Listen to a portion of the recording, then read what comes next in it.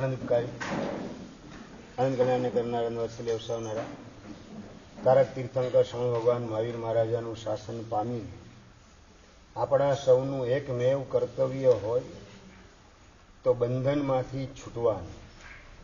અનાદિકાળથી કર્મોના બંધનમાં, કાયાના બંધનની અંદર, કુસંસ્કારના બંધનની અંદર આપણો આત્મા અટવાયેલો છે.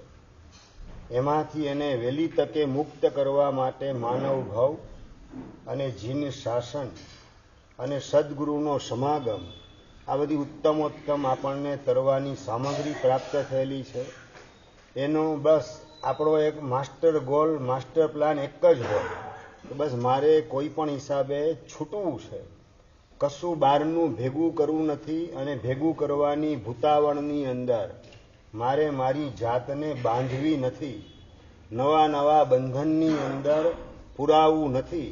આવા પ્રકારની જેટલી સમજણ કેળવેલી હોય એના આધારે જ આપણા આત્માનો મોક્ષ માર્ગે વિકાસ થઈ શકે. પ્રલોભનો રસ્તામાં ચિક્કાર આવે, પણ એ બધા પ્રલોભનોને ઓવરટેક કરી અને આપણે એકમાત્ર મુક્તિની દિશામાં આગળ વધવું છે. આવા પ્રકારનો ગોલ દેવગુરુની કૃપાથી નિશ્ચિત થયેલો હતો અને એના જ લીધે કારતક પૂનમ પતિ એટલે આવ્યો હતો ગુરુદેવની પાસે પાલનપુર. ઘરના પિતાજી પાછા ઘરે લઈ ગયા, 2 દિવસમાં જ ભાગીને પાછો પાલનપુર આવી ગયો. અને પાલનપુરની અંદર પ્રતિક્રમણ પછી મોટા ગુરુદેવને ત્રિકાલ વંદના કરવા માટે જાઉં. પૂજ્યપાદ જયઘોષશ્રી મહારાજ સાહેબ એ વખતે પન્યાસ અવસ્થામાં હતા, એમને પણ ત્રિકાળ વંદના કરવા જાઉં. કોણ? નરેશ. ક્યાંથી આવ્યો? મેં કીધું વેરાવળથી. અભ્યાસ કેટલો થયો છે? જ્ઞાનસાર, અધ્યાત્મસાર, 125 ગાથાનું સ્તવન બધું બોલતો જાઉં. અને ગચ્છાધિપતિ એ વખતે પન્યાસ અવસ્થામાં, અને સિદ્ધુ પોતે બોલ્યા ઇન્દ્ર શ્રી સુખ મગ્નેના. એટલે ખ્યાલ આવી ગયો કે આ જ્ઞાનસારના પહેલા અષ્ટકનો પહેલો શ્લોક, એનું પહેલું ચરણ લીલા લગ્નમ યુવાખિલમ સચ્ચિદાનંદ પૂર્ણેન પૂર્ણમ જગદવેક્ષ્યતે. આખું જ્ઞાનસાર 268 ગાથાનો એ ગ્રંથ એકી બેઠકે પ્રતિક્રમણ પછી સાહેબને સંભળાવ્યો. સાહેબે મન મૂકીને 2 હાથે મને આશીર્વાદ આપ્યા. બીજે દિવસે પ્રતિક્રમણ પછી પાછો સાહેબને ત્રિકાળ વંદના કરવા માટે, અને ઇન્દ્ર શ્રેણી નતઃ શ્રીમાન. એટલે ખ્યાલ આવી ગયો કે આ અધ્યાત્મ સારનો શ્લોક સાહેબ બોલ્યા, પહેલો શ્લોક, એનું પહેલું ચરણ. એટલે અધ્યાત્મ સાર સંભળાવવાનું શરૂ કર્યું. લગભગ 400 જેટલી ગાથા સંભળાવી અને સાહેબ કે હવે બાકીનું આવતીકાલે સંભળાવજો. અને અધ્યાત્મ સાર, જ્ઞાનસાર, 125 ગાથાનું સ્તવન બધું સાહેબને સંભળાવ્યું. અને સાહેબ એટલે કે પૂજ્યપાદ ગચ્છાધિપતિ જયઘોષ સુરીશ્વરજી મહારાજ, એ વખતે પન્યાસ જયઘોષ વિજય મહારાજ, એમની મારા ઉપર નજર, મીઠી નજર ગોઠવાયેલી રહી. અને પૂજ્ય એમણે જ મને વાત કરી કેટલી ગાથા રોજની ગોખે છે. મેં કીધું રોજની લગભગ 45 જેટલી ગાથા કરું છું. હમણાં તારે આપણે સ્થિરતા છે ને એની અંદર ગાથા ગોખવાની જરૂરત નથી, સંસ્કૃતનો અભ્યાસ શરૂ કર. અને એમણે જ મારી હાજરીમાં અભયશેખર એમ કહીને અભયશેખર મહારાજ સાહેબને બોલાવ્યા. એ વખતે મુનિ અવસ્થામાં હતા, અત્યારે આચાર્ય અવસ્થા, અને એમાં પણ શ્રમણી ગણનાયક એની પોસ્ટ ઉપર ગોઠવાયેલા મહાપુરુષ. એમને બોલાવે, આને તારે સંસ્કૃત પેલી બુકનો અભ્યાસ કરાવવાનો છે. તહતથી એમણે માત્ર આટલો જવાબ આપ્યો. સમય નક્કી થયો પાઠનો, એમની પાસે સંસ્કૃતનો પાઠ શરૂ થયો. મને વાત કરી હમણાં સંસ્કૃતના નિયમ, સંસ્કૃતના ધાતુના રૂપ, શબ્દના રૂપ, આ બધાની અંદર મહેનત કરજે ગોખવાની. ગાથા ગોખવાની હમણાં જરૂરત નથી. વિહાર આપણો શરૂ થાય ને પાલનપુરથી અમદાવાદ તરફ, એ વખતે ગાથા ગોખજે. હમણાં સંસ્કૃતનો અભ્યાસ કર, સ્થિરતામાં સારી રીતે સંસ્કૃત થઈ જાય. મેં સારું તહતથી. અને 13 દિવસની અંદર પહેલી બુક પરિપૂર્ણ કરી. અને અભયશંકર મહારાજ એમની પણ મારા પ્રત્યેની મીઠી નજર, અને બંને મહાપુરુષોએ મોટા ગુરુદેવ પાસે, સાહેબ હવે 15 દિવસ થઈ ગયા એના પિતાજી આવ્યા નથી, કાયમી સાહેબ દીક્ષા કરી દઈએ આપણે. કારણ કે ધમાલ જે કંઈ કરવાના હતા પેલા કરી ગયા, હવે કંઈ થોડા ઠંડા પડી ગયા લાગે. જયગોશ્રી મહારાજે પણ મારા વતી દલાલી કરી અને અભય શકે મારા સાહેબ એમણે પણ મારા વતી સાહેબને વિનંતી કરી, સાહેબ આમની દીક્ષા કરી દો, વાંધો નહીં આવે, મજબૂત છે છોકરો અને એકદમ તેજસ્વી છે. અને બે મહાપુરુષો એમને મારા વતી કરેલી વિનંતી અને એના પ્રતાપે મોટા ગુરુદેવ શ્રી એમણે માગસર સુદ 30 ચોથની આસપાસ માળ આવતી હતી ઉપધાનની, માળનો વરઘોડો, માળના વરઘોડાના દિવસે આનો દીક્ષાનો વર્ષીદાનનો વરઘોડો અને અડધો વરઘોડો માળનો પતે ત્યારે વાઇન્ડ અપ કરી લેવાનું ને ઉપાશ્રયની અંદર ખાનગી દીક્ષા કરી લેવાની. એ વખતે પૂજ્યપાદ રત્નસુંદર સુરી મહારાજ એ પણ મુનિ અવસ્થામાં એમની સાથે બેસી અને આ રીતે વાટાઘાટ કરવામાં આવી અને મને વાત કરી કે આવતીકાલે તારી દીક્ષા છે, રાતના 10 વાગે મને સમાચાર મળ્યા 9:45ની આસપાસ કે આવતીકાલે મારી દીક્ષા, અને ખુશખુશાલ થઈ ગયો. બસ ભગવાનની જાણે કે મારા ઉપર પુષ્કરાવર્તનો મેઘ વરસે એવો ભગવાનનો કૃપા ધોધ મારા ઉપર વરસી રહેલો છે. ખૂબ પ્રસન્ન ચિત્તે ભગવાનને પ્રાર્થના કરી, ધન્યવાદ આપ્યા અને બસ પ્રભુ હવે હું કેવું જીવન જીવીશ એની ભવ્ય ભાવના ભાવતા ભાવતા હું સૂઈ ગયો. સવારના પોરમાં સાહેબ ગુરુદેવ વાત કરી 4 વાગે તારે પલ્લવિયા દાદા મૂળના એના ઉપર જ સ્નાત્ર ભણાવવા માટે જવાનું છે, એના ઉપર જ સ્નાત્ર દીક્ષા નિમિત્તે ભણાવવાનું અને પછી પ્રતિકોણ કરી સ્નાત્ર ભણાવી અને પછી અહીંયા આવજે. આ બધી વાત સાહેબે મને કરેલી હતી. એ મુજબ સવારના પોરમાં 4 વાગે હું પલ્લવિયા દાદા તરફ જવા માટે નીકળ્યો અને ગુરુદેવને મથેનંદામી કીધું. મથેનંદામી કીધું ને એ વખતે મોટા ગુરુદેવના મોઢાથી શબ્દ નીકળ્યા, તારે સ્નાતર ભણાવવા જવાની જરૂરત નથી પારસભાઈ, સાહેબ દીક્ષા છે તો પછી આપણે ગઈકાલે વાત, હા પણ હવે હમણાં એક કાર્યક્રમ મુલતવી રાખેલો છે. જેવો શબ્દ સાંભળ્યો અને માથે વીજળી પડે ને જે વેદના થાય એવી વેદના અંદરમાં ઊભી થઈ ગઈ. શું થયું પણ સાહેબ, જેના કારણે પણ એ બધું રત્નસુંદરની યાર તું વાત કરી લે, શાંતિથી વાત કરશે બધું તારી યારે. જાજુ મોટા પુરુષની પાસે તો શું બોલવાનું ભરતભાઈ. મથાનંદામી કીધું પણ હવે અંદરમાં વેદનાને વલોપાત અને પૂજ્યપાદ રત્નસુંદર શ્રી મહારાજ પાસે પ્રતિકોણ કરતા હતા એ વખતે 4:15ની આસપાસ. અને એમની પાસે ગયો મથાનંદામી, સાહેબ દીક્ષાનું એ પછી હું દેરાસર જઈને હું પછી વાત કરું છું તારી યારે. સારું સાહેબ, હવે મારા કંઈક કર્મ એવા છે જેના કારણે આવો ડિસિઝન કરવા માટે એ લોકોએ મજબૂર થવું પડેલું હશે. અને એ વખતે બરાબર પેલી ભવિષ્યવાણી કાનમાં હથોડાની જેમ અથડાય રાખે. શિરીષભાઈ કઈ, જનુભાઈ જ્યોતિષી, તારા નસીબમાં દીક્ષા નથી, આકાશ પાતાળ એક કરે તોય દીક્ષા મળશે નહીં, અને જબરજસ્તીથી દીક્ષા લઈશ તો પણ 6 મહિનામાં પાછો આવીશ. આ શબ્દો ઘુમરાય રાખે કાનની અંદર, મગજની અંદર, કે શું ખરેખર દીક્ષા નહીં હોય મારા નસીબની અંદર, શું દીક્ષા મને નહીં મળે. આવા મહાપુરુષ નક્કી બધું થઈ ગયું. આમ 8મનું પારણું હોય દર્શનભાઈ, 8મનું પારણું, તમને સિદ્ધિદપનું પારણું કહું, સિદ્ધિદપનું તમારું પારણું હોય અને તમારા મોઢા સુધી આમ દૂધપાકનો કટોરો આવ્યો એને કોઈ છીનવી લે, કેવી વેદના કેવી થાય વખતે. એના કરતા વધારે વેદના હતી. દેરાસર દર્શન કરીને સાહેબની સાથે આવ્યો, રાયમપત્તિ વગેરે થઈ, વાચના થઈ મોટા ગુરુદેવની. રોજ રાયમપત્તિ પછી 15-20 મિનિટ મોટા ગુરુદેવ વાચના આપે અને પછી પોતપોતાના સ્થાને બધા સ્વાધ્યાય માટે ગોઠવાઈ જાય. હું સાહેબ પાસે, પૂજ્ય રત્નસુંદર મહારાજ સાહેબ પાસે ગયો, સાહેબ શું પ્રશ્ન શું ઉભો થયો કે દીક્ષા અહીંયા થઈ શકે એમ નથી, પણ સાહેબ શેના કારણે પણ.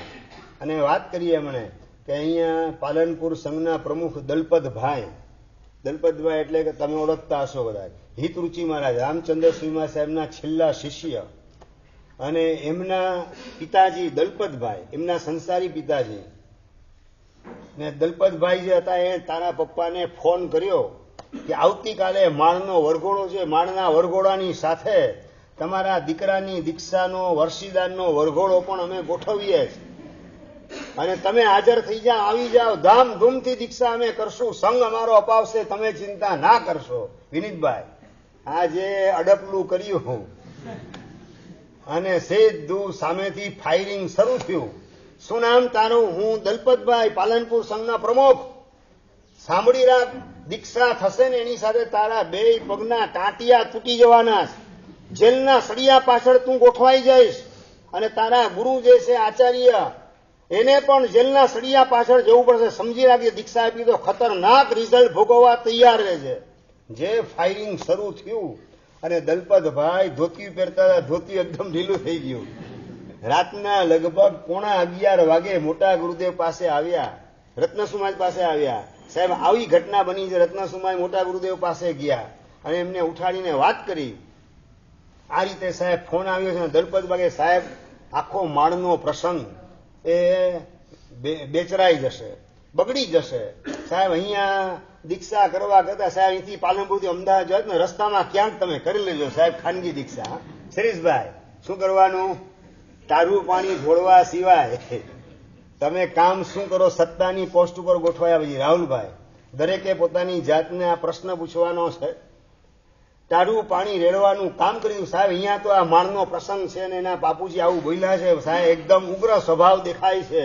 મેં તો સહજ ભાવે શાંતિથી વાત કરી, પણ સાહેબ સામેથી ફાયરિંગ થયું, એનો બહુ તેજાબી સ્વભાવ દેખાય છે. આખો પ્રસંગ માળનો વરઘોડો એ બગડી જશે અને માળનો પ્રસંગ એ પણ ચૂથાઈ જશે. માટે સાહેબ એની દીક્ષા અહીંયા નહીં કરતા. અને માળના દિવસે સાંજે જ ગુરુદેવ શ્રીનો વિહાર હતો. આજે માળનો વરઘોડો, આવતીકાલે માળનો પ્રસંગ અને સાંજે જ વિહાર. અને સાહેબ વિહારની અંદર આપને યોગ્ય લાગે નાના કોઈ સેન્ટરની અંદર ખાનગી દીક્ષા કરજો, પણ સાહેબ અહીંયા તો સાહેબ દીક્ષા કરવામાં જોખમ લાગે છે. અને સંઘ પ્રમુખ જ જયારે ખસી જાય તો પછી આચાર્ય ભગવાન સેના જોર ઉપર ખાનગી દીક્ષા માટેનો પ્લાન આગળ ધપાવે. હરેશભાઈ તમે બધા મનોમન આમ નક્કી કરજો કે શાસન માટે, સંઘ માટે કદાચ માથું મૂકવાનો અવસર આવે ને તો પણ આપણે પીછેહટ કરવી નથી. આવા પ્રકારનો પ્રસંગ તો જ્યારે આવે ત્યારે, પણ આવો સંકલ્પ તમારો હશે તો જ્યાં સુધી મોક્ષ નહીં મળે ત્યાં સુધી ભવો ભવ જીન શાસન એનું બુકિંગ થયા વિના રહેશે.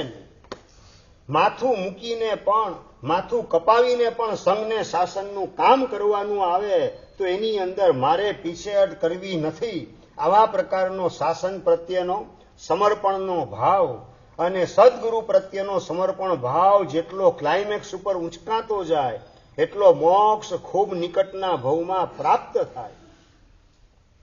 પૂજ્યપાદ રત્નસુંદરમાં જે વાત કરી એટલે મને બધી પરિસ્થિતિ ખ્યાલમાં આવી ગઈ. માળનો વરઘોડો થયો, બીજે દિવસે માળનો પ્રસંગ પણ ગોઠવાયો ને સાંજે જ વિહાર હતો અમદાવાદ તરફ. ત્રીજી વખત ભાગીને આવ્યો પણ દીક્ષા મળી નહીં. અને મનમાં પેલા જ્યોતિષીના શબ્દ ઘુમરાય રાખે અને પાછું મન મજબૂત કરવું, ના ના એ આગાહીને મારે ખોટી પાડવાનું કામ કરવું છે. અમદાવાદ તરફનો વિહાર ઝડપી હતો, કારણ કે અમદાવાદની અંદર પૂજ્યપાદ વિશુદ્ધ સંયમી જગતચંદ્ર સુરીશ્વરજી મહારાજ સાહેબ એ વખતે પન્યાસ અવસ્થાની અંદર, અને એમના શિષ્ય બાલમુનિ અભયચંદ્ર વિજય મહારાજ જે અત્યારે આચાર્ય ભગવંત તરીકે છે, એમને 500 આંબેલ અખંડ એની સાધના ચાલતી હતી. અને એમણે સંકલ્પ કરેલો હતો કે પારણું કરીશ તો મોટા ગુરુદેવના હાથે કરીશ, બીજા કોઈના હાથે પારણું કરવું નથી. અને 500 આંબેલ એ ચોમાસાના એન્ડની અંદર પૂરા થઈ ગયા. અને જ્યાં સુધી મોટા ગુરુદેવ ન પધારે ત્યાં સુધી મારે પારણું કરવું નથી, એવા પ્રકારનો એનો મજબૂત સંકલ્પ. અને એના કારણે મોટા ગુરુદેવે ચિઠ્ઠી લખી કે ભાઈ તું પારણું કરી લે. અહીંયા ઉપધાનની માળ એ માગસર સુદ ચોથના પતે ને પછી અમદાવાદ પહોંચતા મિનિમમ 15 દિવસ થઈ જાય. ને બાલમુનિની ચિઠ્ઠી આવી, ગુરુદેવ આપના જ હાથે પારણું કરવું છે. કદાચ 500 ના બદલે 555 આંબેલ કરવા પડે તો પણ મને વાંધો નથી. સંદીપભાઈ તમે આવું ગુરુદેવના હાથે પારણું કરવા લંબાવા કેટલું તૈયાર હતા? અલ્પેશભાઈ આપણે આપણી જાતને પૂછવાનું છે. આ બધા મહાપુરુષો આ પુત્રના લક્ષણ પારણામાંથી કહેવાય. બાલમુનિ હતા ત્યારથી બસ ગુરુદેવના હાથે પારણું કરવું. 500 આંબેલ કરવા એટલે ખાવાના ખેલ નથી. એ તો પાયો નાખીને એને ખબર પડે. દર્શનભાઈ બરાબર ને? પાયો કઈ રીતે પૂરો થાય? પાયાની ઠેઠ 500 આંબેલ સુધી પહોંચવાનું. દરેક વચ્ચે ઓળીના ઉપવાસ આવે રાખતા હોય 30મી 31મી 32મી ઓળી જે ચાલતી હોય, વચ્ચે વચ્ચે ઉપવાસ પણ કરવાના, પાછા ઉપવાસના પારણે આંબેલ કન્ટિન્યુ રાખવાના. અમારા ગૌતમેશ મહારાજે દીક્ષા લઈને બીજે જ દિવસથી 500 આંબેલની સાધના શરૂ કરી, વર્ધમાન તપનો પાયો નાખીને. વર્ધમાન તપનો પાયો અને સાથે સાથે સંયોજના વગરના આંબેલ. રાજનભાઈ, સંયોજના વગર સમજી ગયા ને? એકલી રોટલી વાપરવાની, એકલા મગ વાપરવાના, એકલી ખીચડી વાપરવાની, એકલા ભાત વાપરવાના, બધું મિક્સ કશું કરવાનું નહીં. ભરતભાઈ, આ રીતે 2 આંબેલ કેટલા ફાવે આપણે? કીર્તિભાઈ, કેટલા ફાવશે? એકે આંબેલ નહીં ફાવે. અને એમણે 500 આંબેલ પાયો નાખી અને નોન સ્ટોપ 32 ઓળી અખંડ ભેગી કરી. વર્ધમાન તપના પાયાની સાથે 32 ઓળી 500 આંબેલ સળંગ, અને એ પણ સંયોજના વગરના આંબેલ. આવી આરાધના કરી. અભયચંદ્ર મહારાજ સાહેબ એ વખતે મુનિ અવસ્થામાં, અત્યારે આચાર્ય પદની અવસ્થા છે, અને અનેક સાધુ સાધી ભગવાનને સરસ મજાનો અભ્યાસ પણ કરાવે છે, મહાપુરુષ. અને એ જ મહાપુરુષ એમણે મને ભગવતી સૂત્રના જોગમાં પ્રવેશ કરાવવાનું પણ કામ કરેલું હતું. મારું ચોમાસું ગોવાલિયા ટેંગ હતું, અને પૂજ્યપાદ ગચ્છાધિપતિ જયઘોષ સમાજ તરફથી એમના ગુરુમાં જગતચંદ્ર સુરીશ્વરજી મહારાજ સાહેબ, એમના ઉપર ચિઠ્ઠી ગઈ કે જોગ કરાવવાના છે યશો વિજયને, આપને અનુકૂળતા કેવી રીતે રહેશે. અને એ વખતે જગતચંદ્ર સુરી મહારાજે અભયચંદ્રમાને પૂછ્યું કે સાહેબ, હું એમને જોગ કરાવવા જઈશ, એમને અહીંયા બોલાવવા નથી. કારણ કે ચોમાસું મારું એ વખતે ગોવાલિયા ટેમ, સાહેબનું ચોમાસું દાદરની અંદર જગતચંદ્ર સુરી મહારાજનું, અને પૂજ્ય ગચ્છાધિપતિનું ગોરેગાંવમાં ચોમાસું. એ વખતે પૂજ્ય અભયચંદ્ર સુરી મહારાજે વાત કરી, ગુરુદેવ એમને જોગ કરાવવા હું ગોવાલિયા ટેંગ જઈશ, એમને અહીંયા બોલાવવા નથી. સંઘની આરાધના એમાં અંતરાય ખોટો ઊભો ન થાય. અને પોતાના ગુરુમાંથી છૂટા પડીને મહાપુરુષ મને જોગ કરાવવા માટે ચાલુ ચોમાસાએ પર્યુષણ પછી દાદરથી ગોવાલિયા ટેંક પધાર્યા, અને ત્યાં રોકાયા 1.5 મહિના સુધી. વાત મારે એ કરવી છે, મહાપુરુષોની હૃદયની કેવી ઉદારતા અને વિશાળતા હોય છે. પોતાના બધા સ્વાર્થ એને સાઈડમાં મૂકી ગૌણ કરી અને પરોપકારની તક ઝીલવા માટેની તત્પરતા, અને એ બાલમુનિને પારણું કરાવવાની તત્પરતા મોટા ગુરુદેવને હતી. એટલે માણના દિવસે સાંજે જ વિહાર સ્ટાર્ટ કરી દીધો. 555 આંબેલની અખંડ આરાધના કરનારા બાલમુનિ, બસ ગુરુદેવ આવે ત્યારે પારણું કરવું છે, મને કંઈ ઉતાવળ નથી.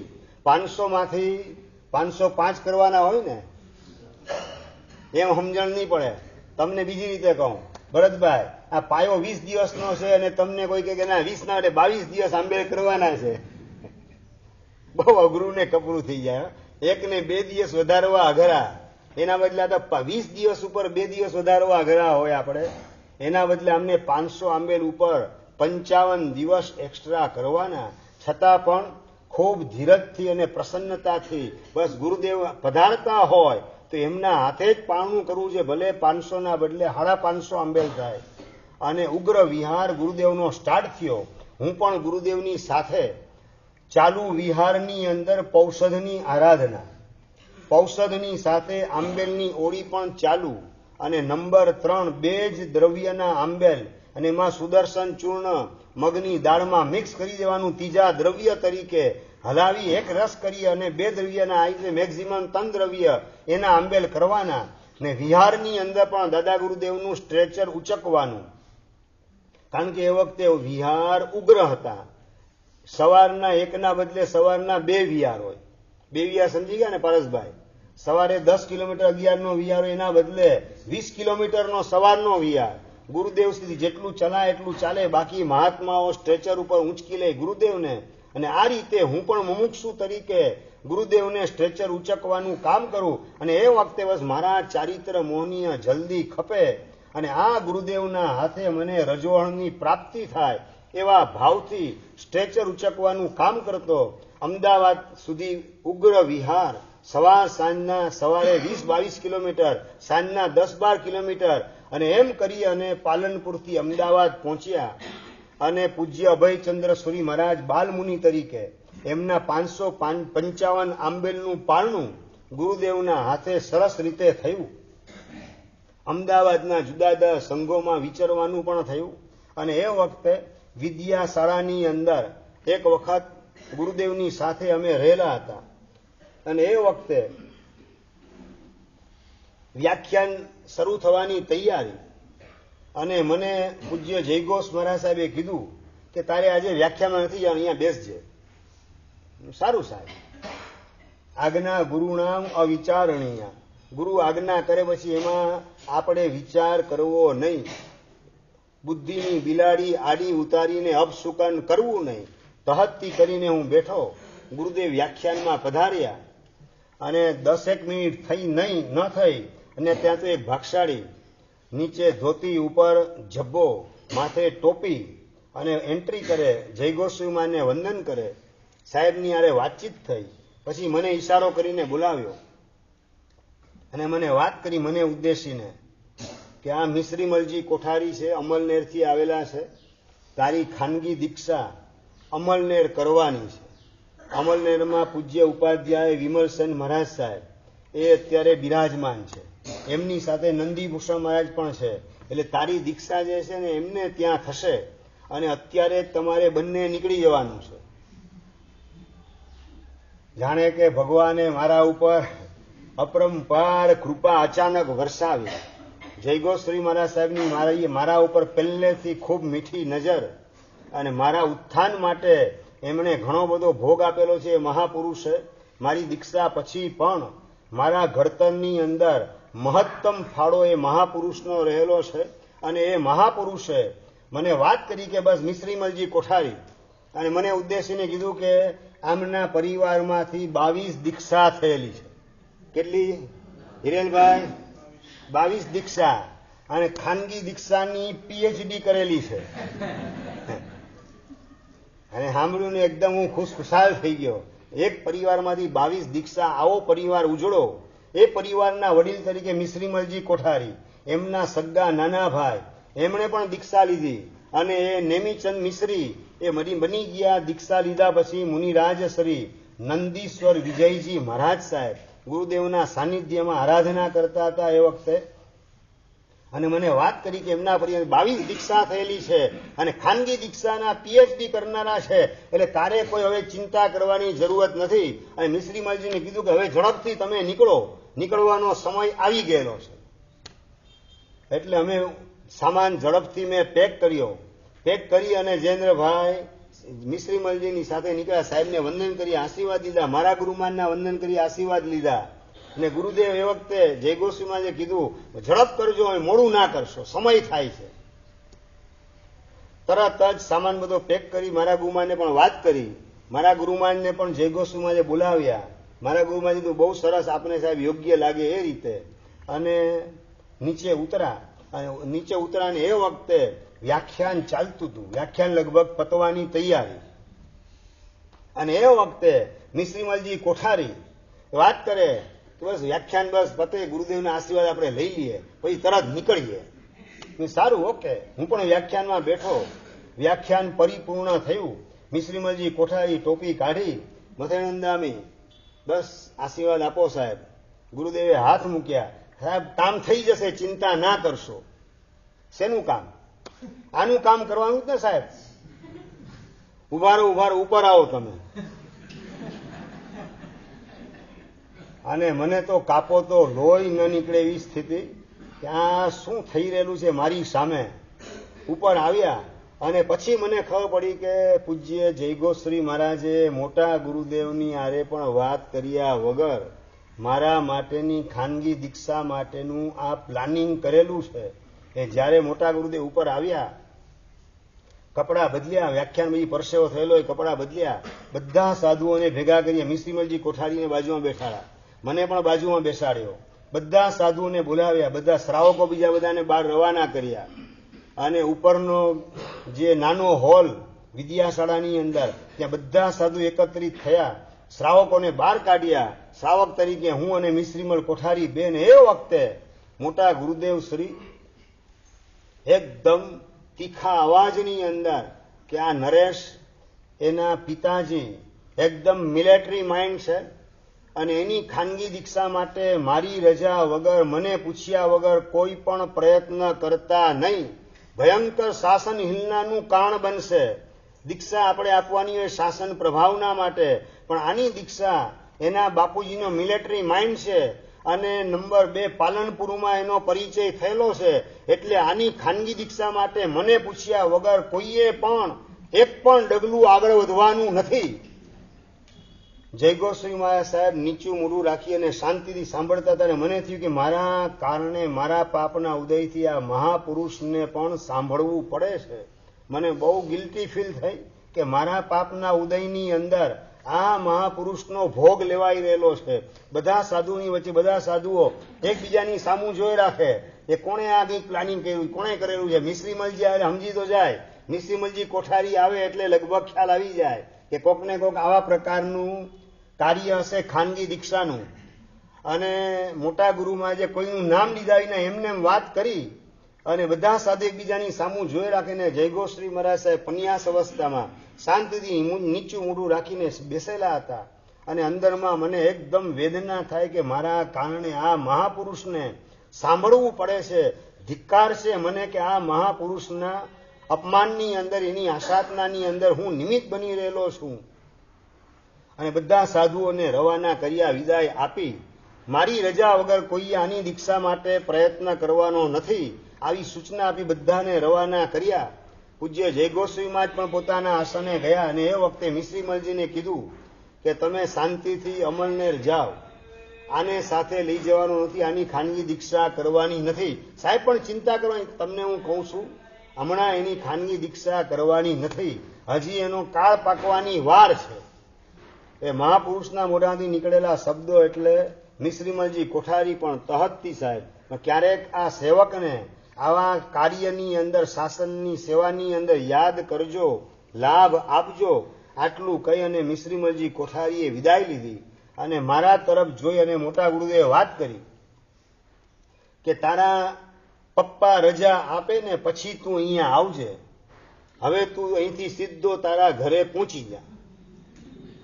એટલે રહેવાની પણ હવે મનાય, દીક્ષાની તો મનાય હતી જ કીર્તિભાઈ, પરંતુ દીક્ષા ઉપરાંતની અંદર હવે રહેવાની પણ મનાય આવી ગઈ. સ્ટે ઓર્ડર આવી ગયો, અહીંયા તારે રહેવાનું નથી, અહીં તું ઘરે જા અને ઘરે સમજાવવાનું કામ કર, રજા આપે ચોક્કસ આવજે, તને દીક્ષા અમે આપશું પણ તને ખાનગી દીક્ષા આપી શકાય તેમ નથી. આ રીતે મોટા ગુરુદેવશ્રીના શબ્દો મારા કોઈક એવા ઘોર અંતરાય પાપ કર્મનો ઉદય જેના કારણે આવા મહાપુરુષે પણ મને રહેવાની પણ ના પાડી, દીક્ષાની તો ના પાડી, રહેવાની પણ ના પાડી અને ઘરે જવાની વાત કરી. અને મહાપુરુષનો આદેશ થાય એટલે બીજું કંઈ વિચારવાનું હોય નહીં. ત્યાંથી ઊભો થયો, મારા ગુરુદેવને વંદન કર્યા, આશીર્વાદ દીધા, વાસ્કેપ કરાવ્યો.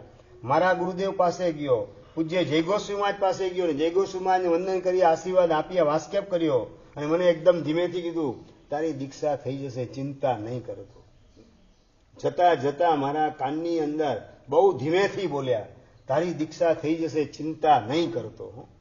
કારણ કે એ મહાપુરુષ સમજતા હતા કે જ્યારે ઘરેથી રજા ન હોય એટલે ઉપર આભ અને નીચે ધરતી એવી સ્થિતિની અંદર આ એકલો અટુલો ક્યાં જશે ને જો અહીંથી ટોટલી સ્ટે ઓર્ડર હશે આવવાનું નહીં તો પછી આ કદાચ જીવી શકશે કે કેમ, જીવન જીવવાની હિંમત પણ ગુમાવી ન બેસે અને એની દીક્ષાની આશા એ ભાંગીને ભૂક્કો ન થઈ જાય. એટલે એ મહાપુરુષે મને વાત કરી, તારી દીક્ષા થશે બિલકુલ, તું ચિંતા નહીં કરતો.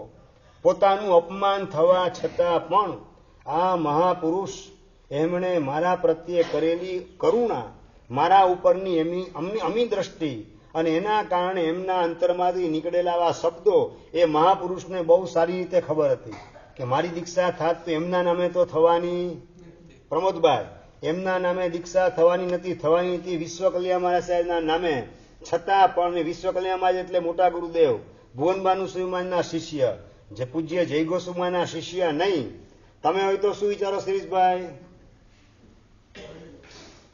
ના ના, થોડી તમારીમાં વચ્ચે વચ્ચે કથા લેતા જઈએ. હિરેલભાઈ શું વિચારો? આપણે પારકી પંચાયતમાં જાજુ ખેંચાવું નથી, હવે એના નસીબમાં હશે ત્યારે થશે. બહુ એમાં આપણે લાંબા પોળા થવા જેવું, અપમાન થયા પછી તો આ જ વિચાર કે બીજો વિચાર, અપમાન ન થાય એની પહેલા વિચાર કરવા તૈયાર થાવ, લાંબા પોળા થવાનો, ચાલો એની વાત કરી લો. હરેશભાઈ અપમાન તમારું ન થાય, ઇન્સલ્ટ ન થાય, એની પહેલા બીજાના ઉપર ઉપકાર કરવા માટે થોડાક લાંબા પોળા થવાની તૈયારી જયેન્દ્રભાઈ આવે કે ના આવે? આપણે છે ને સૈફમાં રમવા માટે ટેવાયેલા છીએ. આપણને પગ નીચે ક્યાંય રેલો આવવો જોઈએ નહીં, અને હાર તોરા પહેરવાના હોય તો ડોક ઊંટની જેમ લંબાવવાની, જીરાફની જેમ મોટી મોટી કરી દેવાની, અને સારા કામ કરવાનો, એમાં કંઈક સહન કરવાનું આવે. કદાચ પોતાનું નામ એ બદનામ થાય એવો પ્રસંગ આવે એટલે તરત જ પીછેહટ શરૂ થઈ જાય. પણ આ મહાપુરુષ માન અને અપમાનની અંદર જેમને કોઈ ભેદ દેખાતો નતો. માન એ પુણ્ય કર્મનો ઉદય ને અપમાન એ પાપ કર્મનો ઉદય. અને પુણ્ય અને પાપ એ બંને આત્માના સ્વરૂપની બહાર રહેનારી ચીજ છે. એ ટેમ્પરરી ચીજ છે. It doesn't make any matter with me. એની સાથે મારે કંઈ લેવા દેવા નથી. મને એની સાથે કોઈ સ્નાન સૂતક નથી. અપમાન મારું કશું બગાડી ન શકે, અને સન્માન મારું કશું સુધારી ના શકે. આવા પ્રકારની ગંભીર સમજણને, ડાપણને આત્મસાત કરનારા મહાપુરુષ શાસન અને સંઘ અને પરોપકાર, બીજા જીવનું મંગલ ને કલ્યાણ એ જ જેના હૃદયની અંદર મુખ્યપણે કેન્દ્ર સ્થાને ગોઠવાયેલું હોય, એના કારણે અપમાન બધા સાધુની વચ્ચે થયેલું પણ કડવો ઘૂંટડો અંદર ઉતારી અને મને પાછું આશ્વાસન આપવા માટે કે તું ચિંતા નહીં કરો તો તારી દીક્ષા થઈ જશે, હિંમત રાખજે. સાહેબને વંદન કરી આશીર્વાદ લીધા, મારા ગુરુદેવને વંદન આશીર્વાદ લીધા. ત્યાંથી નીકળ્યો બધા મહાત્માને વંદન કરીને.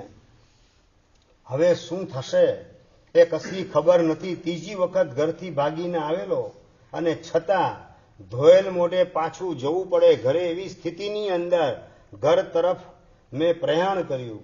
બસમાં બેઠો, પહોંચ્યો સીધો વેરાવળ, અમદાવાદ વેરાવળની બસની અંદર.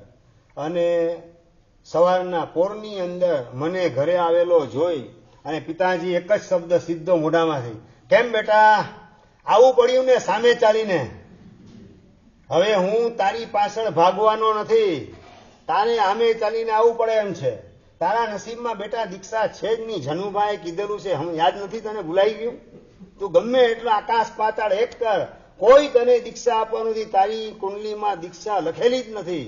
જો મળવાની હોત ને તો મહિનાથી તું ઘરની બહાર છે, તારા ગુરુએ તને દીક્ષા આપી દીધી હોત. પણ બેટા તારા નસીબમાં દીક્ષા નથી. બધું માંડવાળ કરી દે, દુકાને ગોઠવાઈ જા. એક એક શબ્દો આમ ઘા લાગે હૃદય ઉપર, એવા પ્રકારના હું સાંભળવાનું કામ કરતો હતો.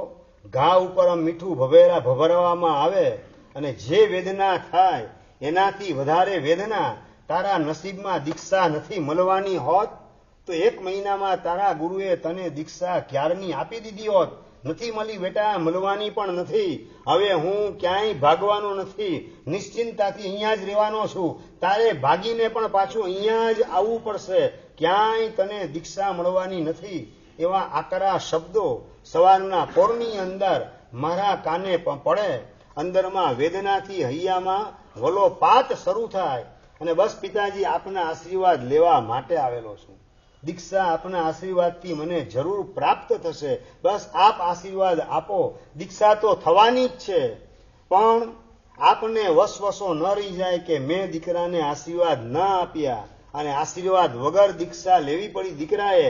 આપને વસવસો ન રહીને મને પણ વસવસો ન રહે કે આપના આશીર્વાદ વગર મેં દીક્ષા લીધી, એટલે આપના આશીર્વાદ લેવા માટે આવેલો છું. મનને મનાવી અને મોઢામાંથી આ શબ્દો કાઢ્યા. અને પિતાજીએ વાત કરી કે દીક્ષા લેવી હોય તો હું મરી જાઉં પછી દીક્ષા લેજે, મારા જીવતા હું તને આશીર્વાદ આપીશ નહીં. બીજું કે શું વાંધો શું છે, પણ તકલીફ શું છે? 2 ભાઈ તો છે, ભગવાનની કૃપાથી, ભગવાનની દયાથી એકના બદલે 2 દીકરા મળેલા છે, 2 દીકરી મળેલી છે. નાનો ભાઈ તમને સંભાળશે અને મોટા ભાઈ તરીકે હું સંઘ અને શાસનની સેવામાં લાગુ, આત્મકલ્યાણમાં લાગુ, ગુરુદેવની સેવામાં ગોઠવાઈ જાઉં. તમારું આમાં ક્યાં બગડવાનું છે? ભગવાનની કૃપાથી એકના બદલે 2 દીકરા છે. અને એ વખતે વાત કરી પિતાજીએ કે બેટા, રમુ શેઠનો દીકરો ઘરે ઘરે ભીખ માગે, એ રમુ શેઠ એ જોઈ શકે નહીં. તારો બાપ તું ઘરે ઘરે ભીખ માગવા જા, ધર્મ લાભ કહીને, એ મને પસંદ પડે નહીં. મેં કીધું પિતાજી આમાં ગોચરીએ જતા મહાત્મા અને ભીખ માગતા ભિખારી બંનેમાં આસમાન જમીનનો તફાવત છે. એના મનમાં એક જ વસ્તુ હતી કે મારો દીકરો ભીખ માગે ઘરે ઘરે, એ મને કેમ પોસાય, હું જીવતો હોઉં અને મારો દીકરો ભીખ માગવા નીકળે. આવા પ્રકારની એમની માન્યતા, મારા પ્રત્યેની એવી મમતા અને પોતાનો રમુ સેટ તરીકેનો જે ઈગો હતો એ બધું ભેગું થયું. એટલે મારો દીકરો ભીખ માગે મને મંજૂર નહીં. મેં વાત કરી કે પિતાજી, ભિખારી હોય ને એને કોઈ ઘરે બોલાવે નહીં, અને મહાત્માને તો સામે ચાલીને બોલાવે, વિનંતી કરીને બોલાવે. ભિખારીને કોઈ વિનંતી કરવા જાય નહીં. નંબર 2, ભિખારીને ઘરની અંદર એન્ટ્રી કોઈ આપે નહીં, ઘરની બહાર ઉભો રાખે. મહાત્માને તો ઠેઠ અંદર રસોડા સુધી લઈ જાય, પધારો પધારો મારા સાહેબ, ઠેઠ અંદર ઘરમાં એન્ટ્રી આપે. નંબર 3, ભિખારીને રોટલાનો એક બટકો આપીને રવાના કરી દે. અને મહાત્માને તો વિનંતી કરે એક એક દ્રવ્યોની, ઉત્તમ દ્રવ્યની. મારા સાહેબ ના પાડે તો આગ્રહ કરીને ઓરાવાનું કામ કરે. ભિખારીને કોઈ આગ્રહ કરીને, પારસભાઈ, રવિભાઈ, ભિખારીને આગ્રહ કેટલો કરો? કશું નહીં, એક રોટલાનો બટકો આપી દીધો, એક વસ્તુ આપી દીધી અને ઓલો ત્યાંથી રવાના થઈ જાય. એના સિવાય બીજી કોઈ ભિખારી સાથે તમારે લેવા દેવા નહીં. અહીંયા તો મહાત્માને વિનંતી કરે, સામે ચાલીને બોલાવે અને પધારો પધારો પધારો આમંત્રણ આપે. ભિખારીને આમ પધારો પધારો, દર્શનભાઈ, કોઈના મોઢામાંથી પધારો શબ્દ નીકળે નહીં. એ ભિખારીને જોઈ અને દરેકના અંતરમાં લાગણી કઈ? અભિષેક, અનવોન્ટેડ ગેસ્ટ તરીકેની લાગણી. આ ક્યાં અચાનક અહીંયા પધારી ગયો, આ ક્યાં અહીંયા આવી ગયો, અનવોન્ટેડ પર્સન તરીકેની લાગણી એના પ્રત્યે હોય. અને મહાત્મા પ્રત્યે તો સામે ચાલીને ઉછળતા ઉલ્લાસથી બોલાવે. અને અચાનક મહાત્મા આવે તો પણ પધારો પધારો પધારો બધા ઉત્સાહથી એમના આગમનને વધારવાનું કામ કરે. ગુરુદેવ, પિતાજી, ભિખારી અને મહાત્મા એ બંનેની અંદર તો આસમાન જમીનનો ફરક છે. અને ભિખારી જે કંઈ મેળવે એની અંદરથી માત્ર પોતાના સ્વાર્થનું જ કામ, પેટ ભરવાનું કામ કરે. જ્યારે મહાત્મા તો ગોચરી ઓરી અને પોતાના ગુરુદેવને વપરાવે. તપસ્વી મહાત્માની ભક્તિ કરે, જ્ઞાન મહાત્માને વપરાવે, વૃદ્ધ મહાત્માને પણ વપરાવે. બધાને વપરાવી અને પછી પોતે વાપરવાનું કામ કરે. ભિખારીની અંદર ક્યારેય પણ મળ્યા પછી બીજાને આપવાનો વિચાર, ભિખારીને દાનનો વિચાર ક્યારેય ના આવે. અને મહાત્મા તો પોતાના પુણ્યથી ને પોતાની મહેનતથી ઘરે ઘરે જઈ અને મળેલું પોતાના પેટમાં પધરાવાના બદલે બધા વડીલો વગેરે વપરાવી અને પછી વધેલું હોય એ પોતે વાપરે. ભિખારીની અંદર આવું બિલકુલ જોવા મળે નહીં. ભિખારી વાપરે એની અંદર માત્ર પોતાના પેટનો ખાડો પૂરવાનો વિચાર હોય, એ સિવાય બીજો કોઈ વિચાર નહીં. અને મહાત્માઓ તો ઘરે ઘરે ધર્મ લાભ આપી અને પુણ્યાનુબંધી પુણ્યની પરબ દરેકના આત્મામાં બાંધવાનું કામ કરે. અને એ પુણ્ય એ લોકોના સંસારના પ્રોબ્લેમને પણ સમાપ્ત કરવા માટે સમર્થ બને. આવા પ્રકારના ઉત્તમ આશયથી મહાત્માઓ ઘરે ઘરે ગોચરી જતા હોય. ભિખારીમાં ને મહાત્માની અંદર ઘણો બધો ફરક છે. અને ભિખારી ક્યારેય પણ પોતાના બાપનું નામ પણ રોશન ન કરી શકે. અને દીક્ષા લેનારાને ગોચરી માટે ઘરે ઘરે જનારા મહાત્મા માત્ર પોતાના પિતાજીનું નામ નહીં, 7 પેઢી અને 71 પેઢીનું નામ અજવાળવાનું કામ કરતા હોય છે. પિતાજી, ભિખારી ને મહાત્માની અંદર આસમાન જમીનનો ફરક છે.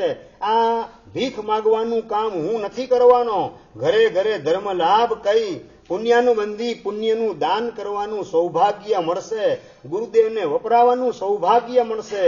અને આ શરીરને ટેકો આપી અને કાયાનો કસ કાઢવાનો આશય ગોચરી વોરનાર મહાત્માનો હોય. ભિખારી ભીખ માગે એની અંદર ભાવના કઈ હોય હિરેલભાઈ?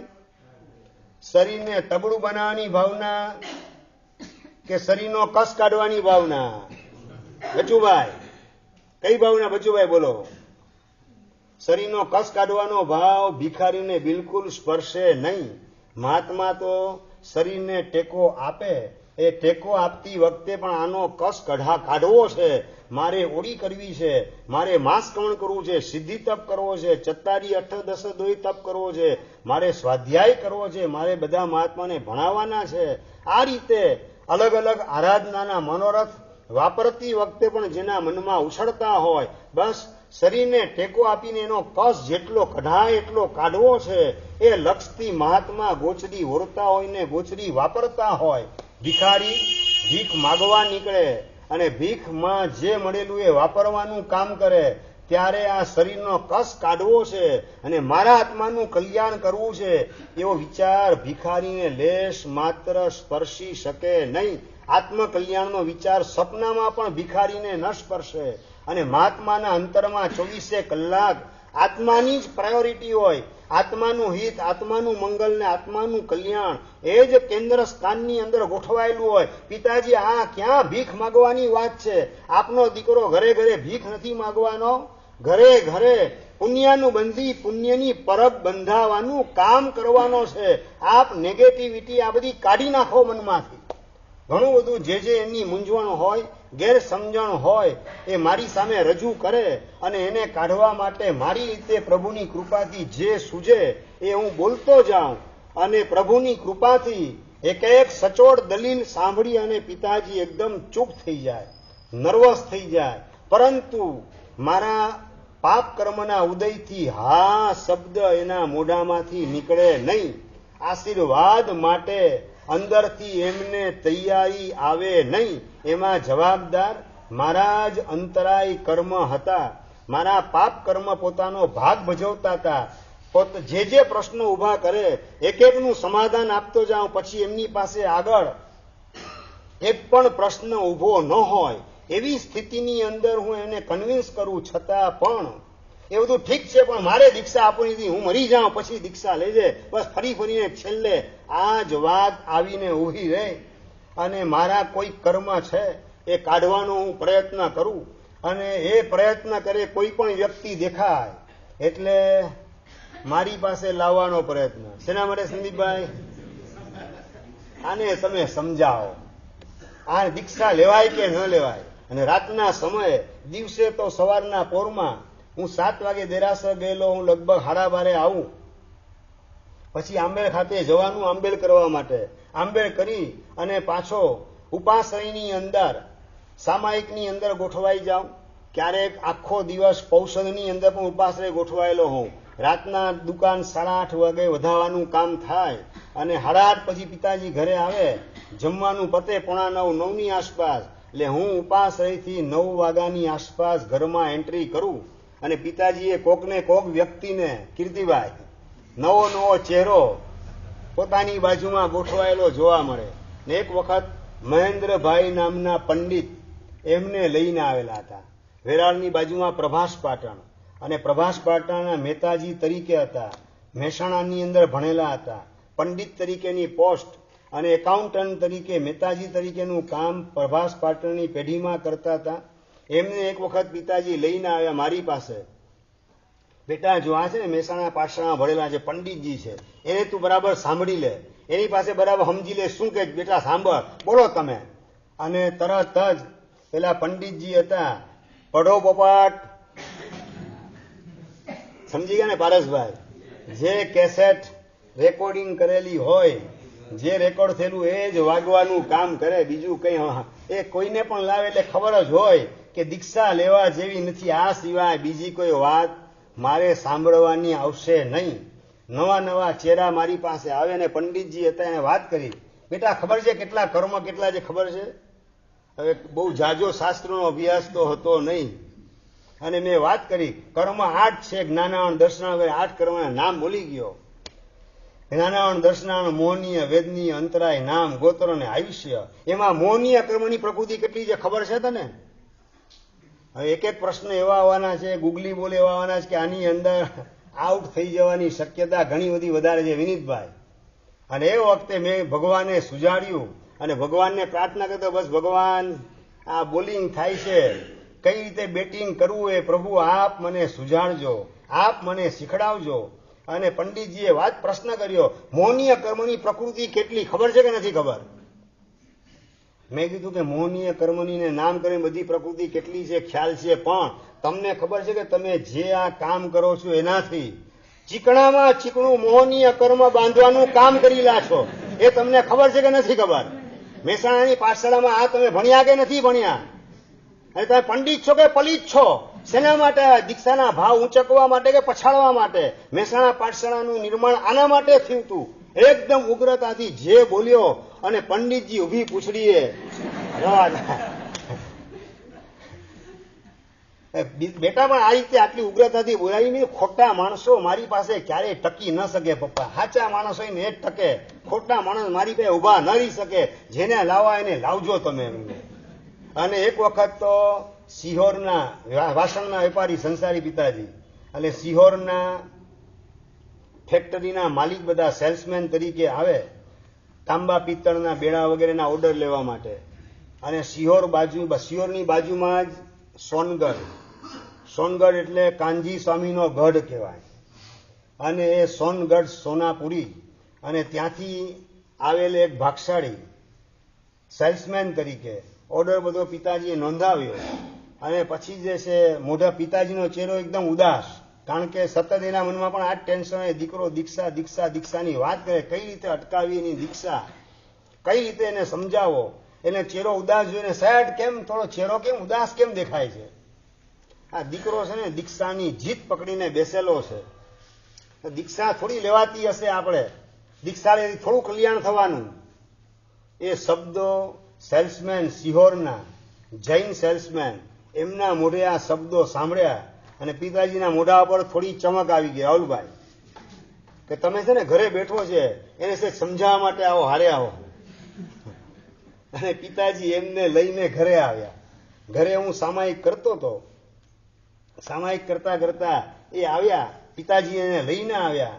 જો બેટા આ સિહોરથી આવેલા છે, આપણા વાસણ છે એમની પાસેથી આપણે લેવાનું કામ કરી છે, સેલ્સમેન તરીકે છે. આ બધી વાત કરી, ભૂમિકા બાંધી. જો બેટા એ તને કંઈક સમજાવવા માંગે, સાંભળતું એની પાસે સમજી લે, બરાબર સાચું સમજી લે. સાચું સમજવા સાચું કોની પાસે તમે જાઓ? મેં કીધું કે સાચું સમજવા ગુરુ મહારાજ પાસે જવાનું હોય કે સાચું સમજવા સંસારી માણસ પાસે જવાનું? સંસારી માણસ શું સાચું સમજાવવાનો? સાચું સમજવા ગુરુ મહારાજ પાસે જવું પડે. અને જેવી આ વાત કરીને પેલા ભાગશાળી એકદમ તાળુકી ઉઠ્યા. અરે આજકાલ સાધુ મહારાજ પણ બધા ભૂલા પડેલા છે. આત્માનું જ્ઞાન કોઈની પાસે છે નહીં. બસ શુદ્ધ આત્મા તરીકેનો અનુભવ અમે કરીએ છીએ 24 કલાક. હું શુદ્ધાત્મા છું આ ભાવમાં અમે રહેતા હોઈએ છીએ. કોઈ સાધુ મહારાજ આવી સ્થિતિમાં હોતા નથી. બસ કરવાનું આ છે. અને આખો દિવસ મહારાજ સાહેબ વ્યાખ્યાન આપેલા કે શાસ્ત્રો ભણે રાખે. શુદ્ધાત્માનો અનુભવ કોણ કરે છે?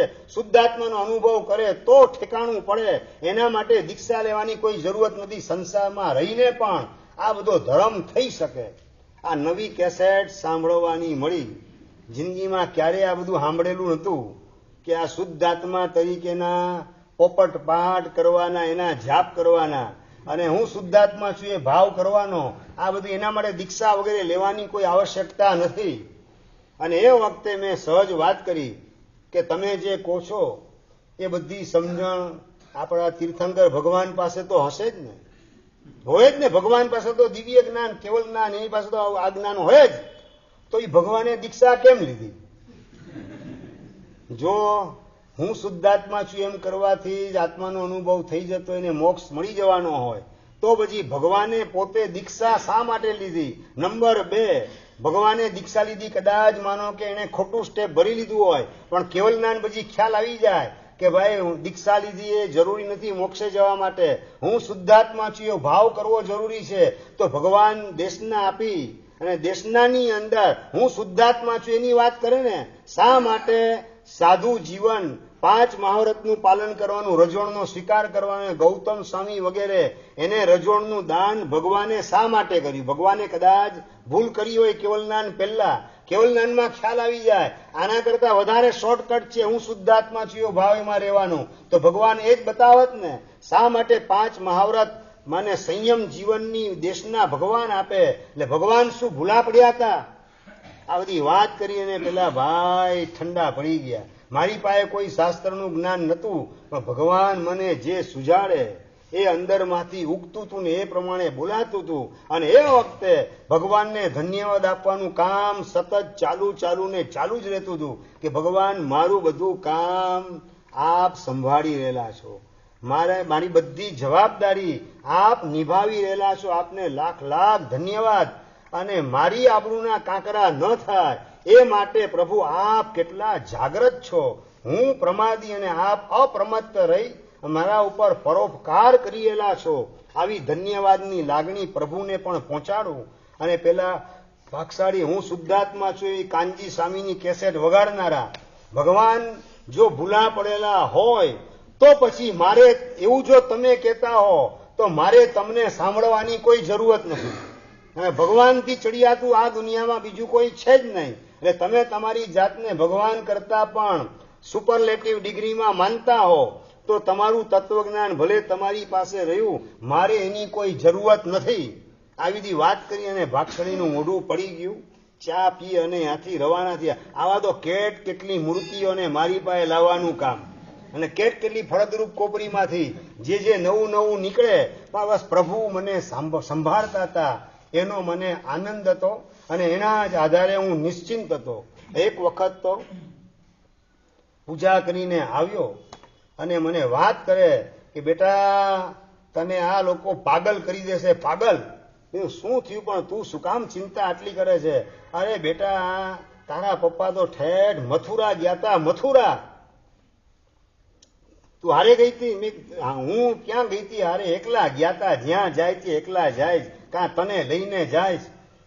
થયું શું પણ? અરે શું થયું મને તો ખબર નહીં, હું તો ત્યાં ગઈ નથી. પણ મારી પાસે આવીને વાત કરી એમણે. આજે તું દેરાસર ગયો તો ને સવારે ચા પાણી પીતા પીતા વાત કરી કે આના ગુરુએ ભયંકર ભૂત એના પણમાં ઘુસાડી દીધું છે. શ્રીજભાઈ તમારું કઈ ઉપજે નહીં એટલે કરવાનું શું? હા હિરેલભાઈ, આના ગુરુએ ભયંકર ભૂત એના પણમાં ઘુસાડી દીધું છે. એ હાલું કોઈ પણ હિસાબે નીકળે એમ નથી. મેં કીધું મમ્મી આ તો હારી રાજી થવાની વાત છે.